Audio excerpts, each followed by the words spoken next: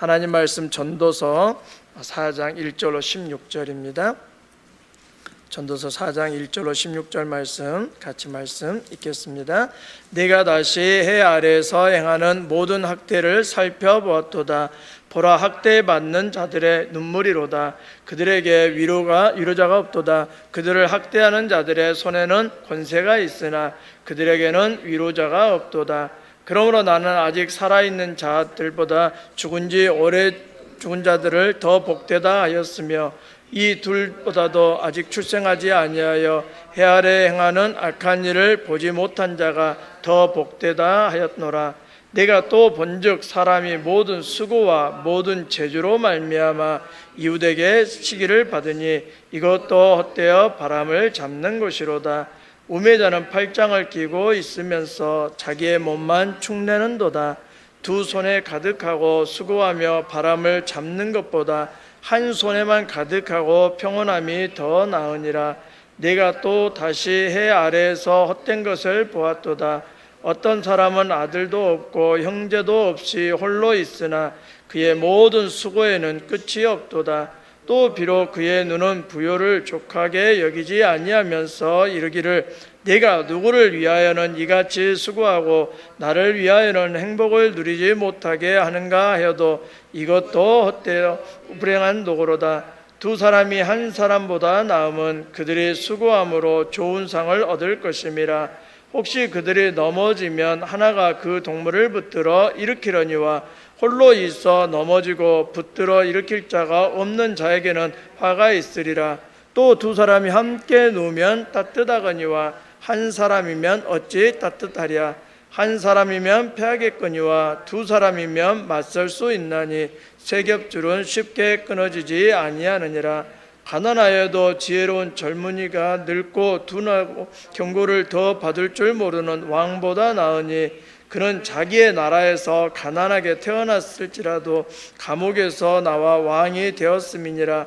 내가 본즉 해 아래에서 다니는 인생들이 왕의 다음 자리에 있다가 왕을 대신하여 일어난 젊은이와 함께 있고 그의 치리를 받는 모든 백성들이 무수하였을지라도 후에 오는 자들은 그를 기뻐하지 아니하리니 이것도 헛되어 바람을 잡는 것이로다. 아멘. 기도하겠습니다. 하나님 아버지 감사합니다. 오늘 수요 기도에 저희들을 불러주시고 또 저희들이 함께 하나님의 말씀 앞에 서게 하심을 감사합니다. 오늘도 하나님 이 전도서 4장을 통해서 주님이 우리에게 말씀하신 것들을 듣게 하시고 또 우리의 삶으로 옮길 수 있도록 진리의 성령님 우리가 진리를 깨닫게 하시고 영원한 진리 가운데 살아가는 믿음의 삶 되도록 도와주옵소서. 주께서 오늘 또 함께 하시고 우리 가운데 임재하실 주님을 찬양합니다. 감사합니다. 예수님의 이름으로 기도하옵나이다. 아멘. 우리가 지금 피로사회, 그러니까 피곤한 사회에서 필요한 사회로 우리가 어떻게 하면 설 수 있는지 이야기를 나누고 있습니다. 그래서 이제 솔로몬은 자꾸 자기도 피곤하고 눈은 보아도 차지 않고 귀는 들어도 가득 차지 않는다라고 이야기하면서 피로 사회를 살고 있는 우리에게 필요를 채워줄 수 있는 사회로 우리가 어떻게 하면 살 수 있는가라고 우리에게 도전을 주고 있습니다. 그래서 지난주에 우리가 잠언에서 넘어짐이랑 끊어짐에 대한 이야기를 나누고 나서 이제는 3페이지입니다. 권력과 명예에 대한 이야기입니다.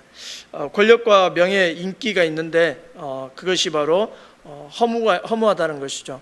경고를 듣지 않는 어리석은 왕보다는 가난하나 지혜로운 청년이 더 낫다라는 것입니다.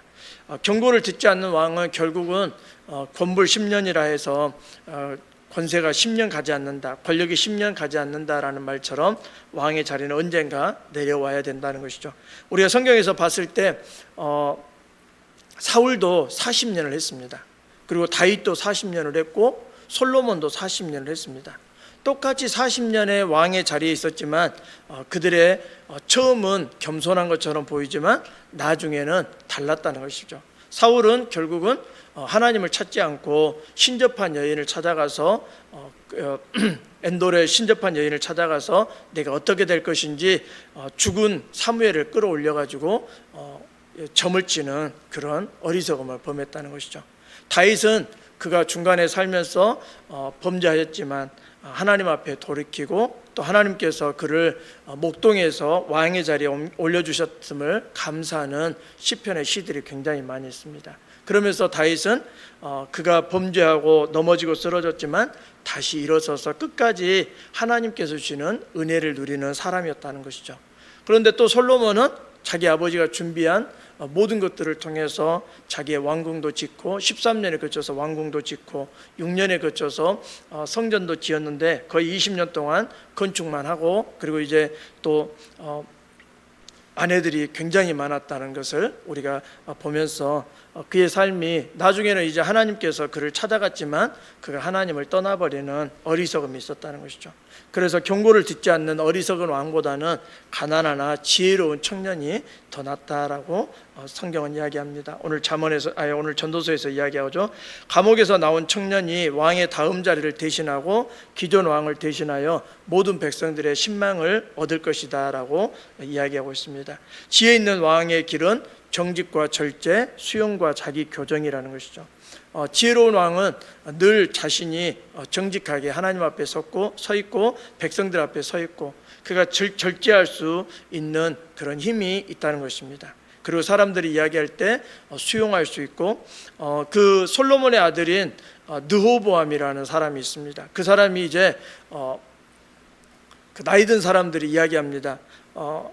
솔로몬이 그렇게 성전을 건축하면서 또 자기 궁을 건축하면서 20년 동안 백성들을 노역에 참여시켰으니까 얼마나 힘들었겠습니까? 고단하고 힘들고. 그러니까 이제 그 솔로몬의 아들인 르호보암한테 이렇게 어르신들이 이렇게 이야기합니다. 그 당시에 원로들이 이제 아버지가 그렇게 많은 노동을 이렇게 시켰으니까 국민들을 좀 쉬게 해주십시오. 백성들을 좀 쉬게 해주십시오. 그러면서 백성들에게 세금도 좀 감해 주시고 조금 이렇게 평안한 삶을 좀 살게 해주십시오라고 합니다. 그런데 그 말을 듣지 않는 거죠, 르호보암이. 그러면서 이제 오히려 자기 친구들한테 이야기합니다. 어떻게 하면 좋겠냐 그랬더니 너희 아버지 허리보다 네 엄지손가락이 더 굵다. 그러면서 이제 노동을 더 착취하고 세금을 더 부과하는 거죠. 그러니까 하나님께서 여로보암을 통해서 이스라엘을 쪼개버리는 것이죠. 그래서 남유다와 북이스라엘이 되어버리는 것입니다. 그러면서 이제 수용하지 않고 자기를 교정하지 않는 르호보암을 통해서 하나님은 이제 여로보암을 통해서 남유다와 북이스라엘로 나누는 그런 안타까운 일이 생기는 것이죠. 4번에 보면은 충언과 충심이 만났을 때라는 것이죠. 충언을 했을 때 들어야 되고 충심으로 또 나라를 세우고 또 백성들을 섬기는 게 바로 왕의 자세라는 것이죠. 훈계의 사랑이 있습니다. 잠언 9장 8절로 9절, 12장 1절, 15장 5절, 15장 31절로 32절 같이 한번 읽겠습니다.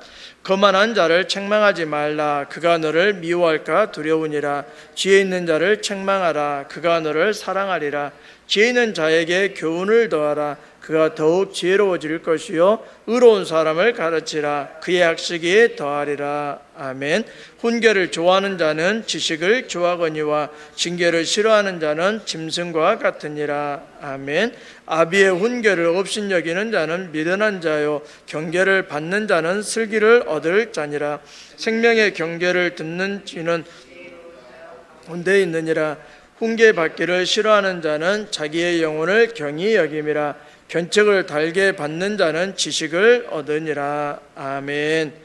거기에 보면 지혜 있는 자에 대한 이야기가 나옵니다. 잠언 9장에서 지혜 있는 자는 지혜 있는 자를 오히려 책망하라. 그가 너를 사랑하리라 라고 이야기합니다. 그런데 거만한 자를 책망하면 미워하게 된다는 것이죠. 또 9절에도 지혜 있는 자에게 교훈을 더하면 그가 더 지혜로워질 것이고 의로운 자를 가르치면 그의 학식이 더하리라. 그러니까 받아들일 만한 지혜를 가지고 있는 사람, 그리고 수용할 수 있는 사람을 가르치고 책망하라는 것입니다.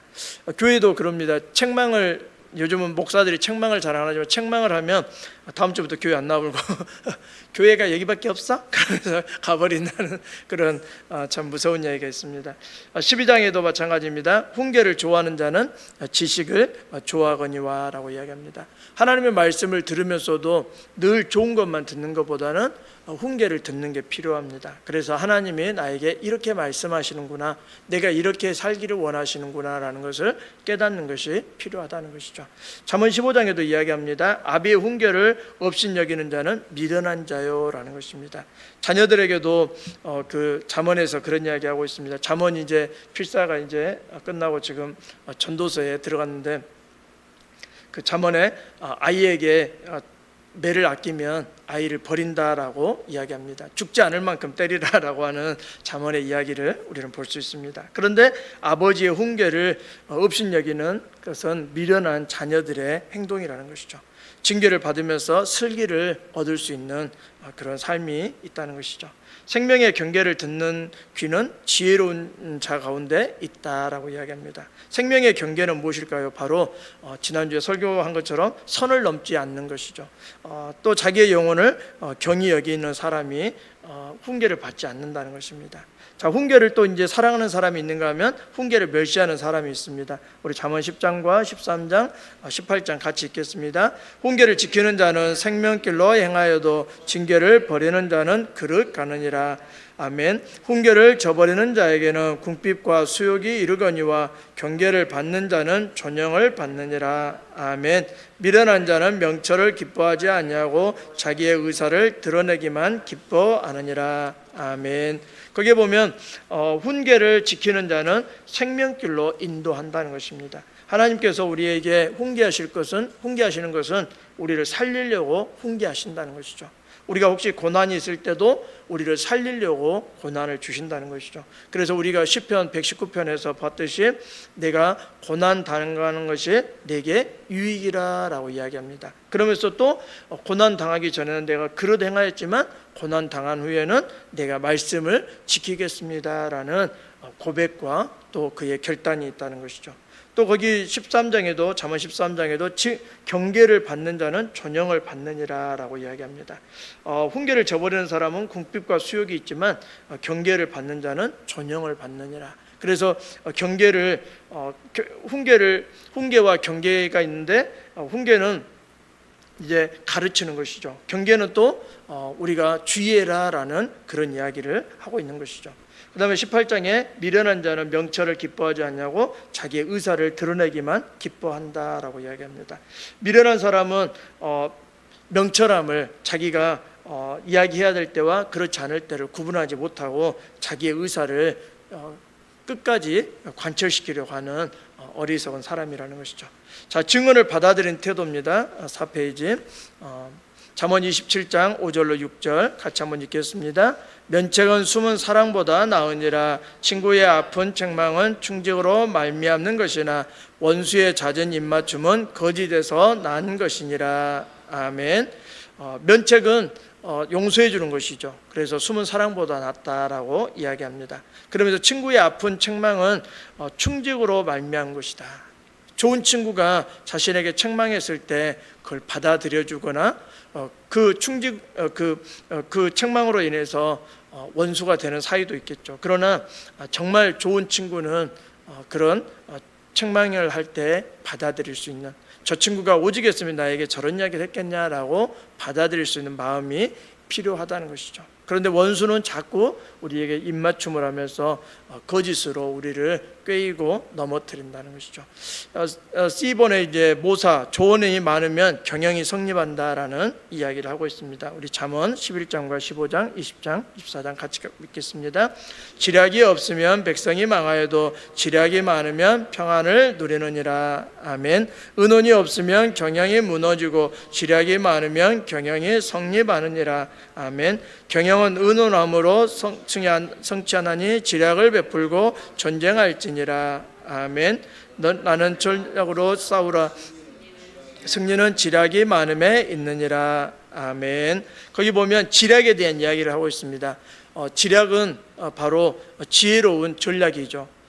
지략이 많으면 평안하다라고 또 경영이 서고 있다 그다음에 또 경영을 통해서 의논함으로 성취가 된다라고 이야기합니다. 한마디로 누군가의 조언이나 또 이런 지략을 통해서 하나님께서는 우리를 하나님의 사람으로 만들어 가시고, 또 가정도 마찬가지고 교회도 마찬가지죠. 회의할 때 싸우는 것보다는 지략이 필요하죠.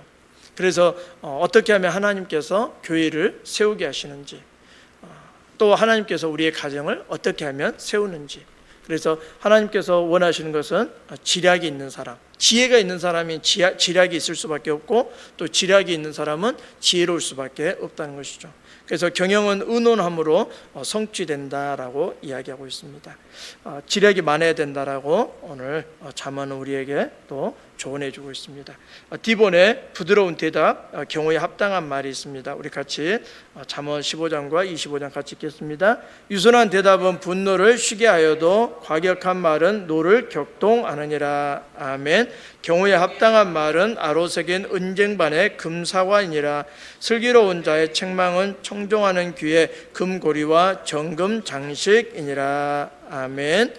유순한 대답이 분노를 쉬게 한다는 것이죠. 우리의 혀는 불이다라고 야고보 사도는 이야기하고 있습니다. 그래서 우리가 어떤 사람이 분을 내거나 성을 낼 때 오히려 부드럽게 대답한다면 그 사람은 아마 당황스러울 것입니다. 또 경우에 합당한 말도 마찬가지, 아로새긴 은쟁반의 금사과, 그러니까 금사과를 올려놓는데 은쟁반이 아주 아름다운 은쟁반을 사용한다면 그 둘이 서로 조화를 이룬다는 것이죠.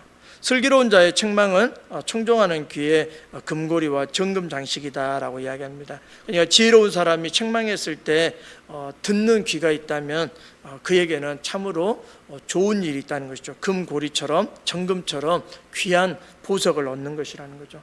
그래서 우리가 그런 말이 있습니다.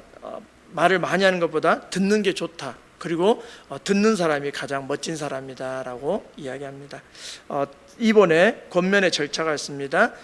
온유한 태도로서 권면의 절차를 우리가 마태복음 18장과 갈라디아서 6장, 에베소서 4장 15절 같이 읽겠습니다.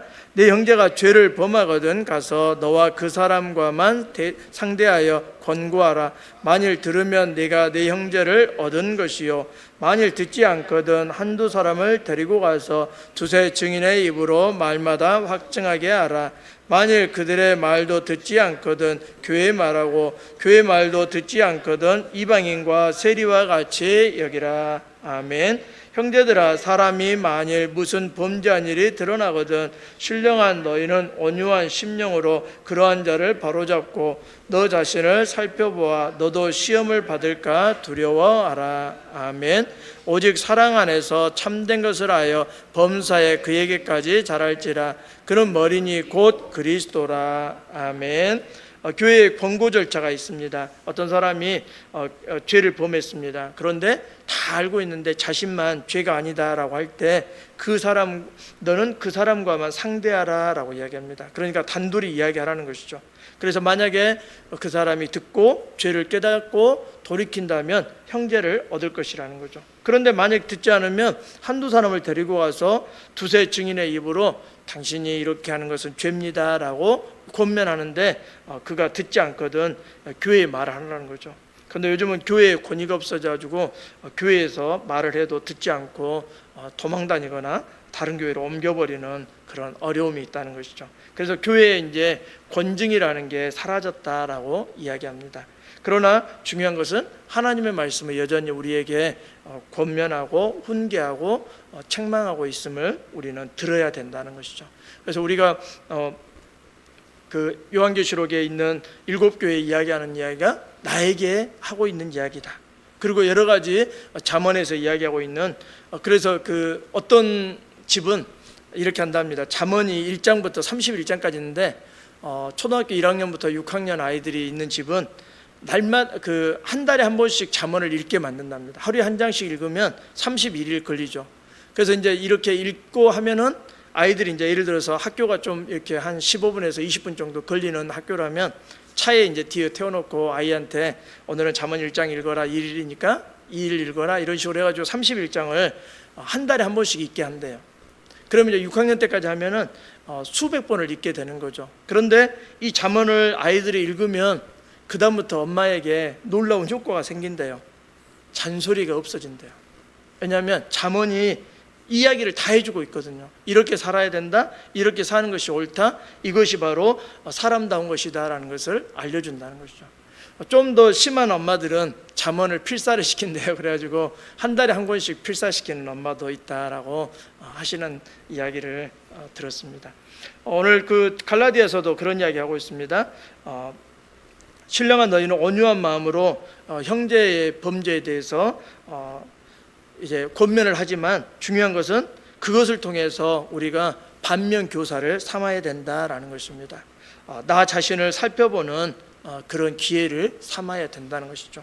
누가 죄를 지었다, 누가 범죄했다 이러면 그 사람을 욕하거나 비난하기보다는 나는 그 범죄의 자리에 넘어지거나 쓰러지지 않아야 되겠다라는 결단과 또 반면 교사 삼는 시간이 되어야 된다는 거죠.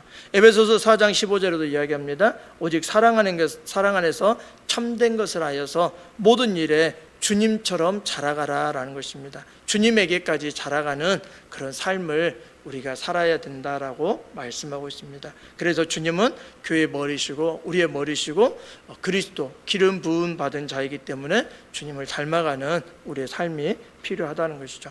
우리에게는 오늘 전도서 4장의 4절부터 6절에는 사람들을 시기하는 사회가 됐죠. 그리고 또 고립된 사회가 됐고, 그리고 권력을 통해서 사람들에게 힘을 과시하는 그런 사회가 되었습니다. 그래서 모두 헤벨의 집이라는 것은 수고와 공고한 고난의 길이라는 것이죠. 그러나 중요한 것은 우리가 피로 사회에서 필요 사회로 나아가는 게 필요하다는 것입니다. 그래서 성경적인 노동관이 필요합니다. 소명에 맞춘 분량의 목표와 그리고 안식일, 주일에 대한 하루하루의 리듬의 준수와 분노의 말을 줄이고 관계 중심으로 우리의 언어를 회복하는 게 필요하다는 것이죠. 그래서 우리가 성경을 많이 읽고 또 성경을 읊조리고 이렇게 하다 보면 언어가 가난해지지 않습니다. 그래서 언어를 풍성하게, 제가 지난번에 설교 시간에 한번 언급했었는데 세상에 많은 가난들이 있답니다. 뭐 돈이 없어서 가난한 사람도 있고 관계의 가난도 있고, 그런데 제일 안 좋은 가난이 언어의 가난이랍니다. 왜냐하면 그 사람이 말하는 그 언어가 빈약한 사람들은 가난하다라고 표현하는 거죠. 그런데 우리가 성경을 읊조리고 또 말씀을 살 때 언어의 가난은 느끼지 못할 겁니다. 왜냐하면 말씀이 굉장히 놀라운 역사가 있거든요. 그래서 골로새서 3장 23절 같이 한번 읽겠습니다. 무슨 일을 하든지 마음을 다하여 주께 하듯 하고 사람에게 하듯 하지 말라. 아멘. 우리가 무슨 일을 하든지 교회 안에서도 또 삶을 우리의 이웃들과의 삶에서도 주님께 하듯 하는 그런 삶으로 살아갈 때 우리가 정말 필요한 사람, 그래서 대체 불가능한 세평강교회가 이 지역에 대체 불가능한 세평강교회로 섰으면 좋겠습니다. 그래서 우리가 거기에 보면 몸의 쉼과 적절한 운동, 수면 위생, 그리고 스케줄 관리, 그 다음에 객관적인 조언자인 그리고 주님의 평안을 전하는 격려자로서 균형적인 관계와 또 교제를 하는 교회로서 우리가 살아가는 믿음의 삶 되기를 간절히 소망합니다. 기도하겠습니다. 하나님 아버지 감사합니다. 우리 시대는 참으로 피곤한 사회입니다. 어느 누구나 다 피곤하다고 하고 힘들어합니다. 그러나 하나님, 우리가 그 피곤한 시대에 위로자가 되게 하시고 우리 교회의 온 권속들이 하나님 이웃을 격려하며 가족을 격려하며 또 하나님 우리 교회 공동체 안에 우리 가족들을 격려하며 세워줄 수 있는 믿음의 삶으로 위로자가 될 수 있도록 축복하여 주옵소서. 오늘 하나님 기도의 자리에 나갑니다. 주의 성령께서 오늘 또 임재하셔서 우리가 마땅히 구할 것들을 구하게 하시고 성령의 크신 은혜를 기도 시간에 베풀어 주옵소서. 은혜의 보좌 앞에 주의 이름 믿고 앞세우며 은혜의 보좌 앞에 담대히 나가오니 주께서 영광을 받으시고 우리의 기도 가운데 놀라운 열매와 은혜를 베풀어 주옵소서. 감사합니다. 예수님의 이름으로 기도하옵나이다. 아멘. 우리